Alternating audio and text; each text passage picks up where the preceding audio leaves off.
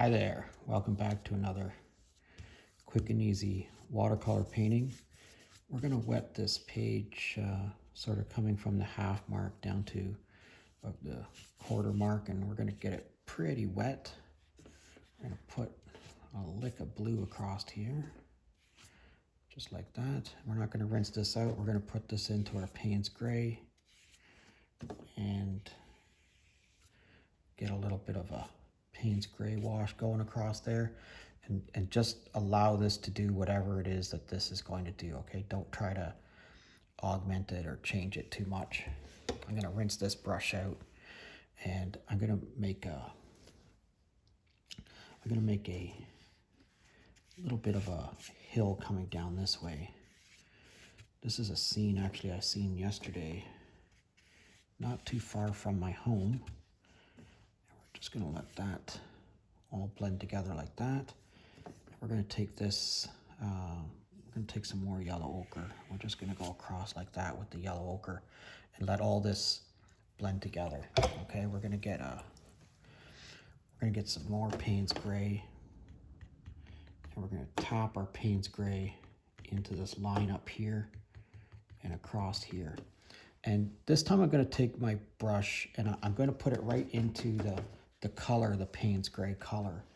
And I'm going to go in this direction to sort of allude to the idea that there's pine trees or cedar trees. And we're just going to let that bleed up in like that for a few minutes. We're going to put a little bit of this Payne's gray across here. And you see how that color starts to run into that Payne's gray, right? Like just immediately it does it. Okay, so this brush is fairly dry now. And I'm just going to put it into some of these lines and get it to come up into a bit of a peak, like a point, like it would be if it was a pine tree. I'm not gonna rinse this off. I'm not gonna dry it off. I'm gonna put it right into the Payne's gray, get some more saturated color. Just touch it in a few spots.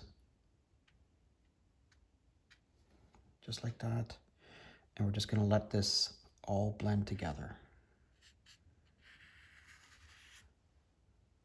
Give us a little bit more of a hill indication there. Do you see how that's starting to bleed up in like that? That's what we're going for. So if this is my #1 watercolor brush, and I sharpened the point of this, and I'm just going to drag this through here, just up like that. Okay, just to give the indication of where some pine trees might be. Just like that. If you want to make it sharper at the top, you can just drag it up a little bit more like that. And you can see as the water's starting to dry up, you're getting more and more of that effect. I'm also going to come down here where this is still wet, give myself a little bit of a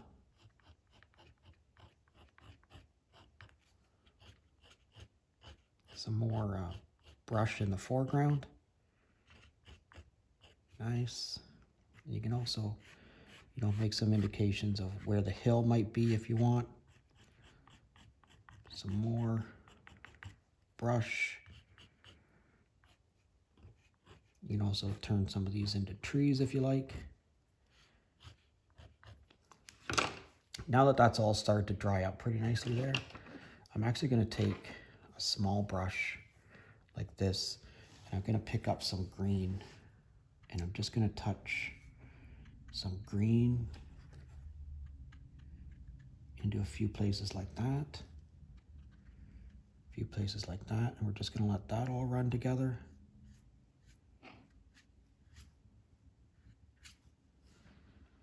Yeah, that's not too bad. I'm going to rinse that brush off actually, and pick up a little bit more of this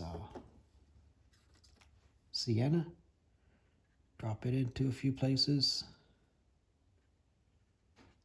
like that. All right, let's let this dry and see what we get. All right, look at this tree line here. This is very, Very cool how these colors have mixed together, especially this green and this sienna. And you get these little bit of misty sort of trees back there, and then you have this line of Payne's gray that comes down here, and then all these little scribe marks coming out of it. I wanted to talk to you a second about making this into an experiment. Everything that you do, you should always think of it as an experiment. Think of all these paintings as experiments. Some experiments turn out, some experiments are just learning opportunities. And you have to keep your artwork at that level. Always think of it as, you know, if it doesn't turn out, it's just a learning opportunity. And I think if you do that, you're going to have way more fun with it, and you're going to paint a whole lot more. All right. I did probably 5 of these before I got one to turn out. So not everything turns out. Some things are just a learning opportunity. You make mistakes, you learn from them, you figure out what works, what doesn't work, and what works for me might not work for you. Anyways, I hope you had a good time painting today. If you're currently a subscriber, thanks a lot. And if you're not currently a subscriber, please consider subscribing to my channel. I'd love to hear from you. Drop me a comment. Let me know where you're from. I'd appreciate it. Thanks a lot, and we'll see you again next time.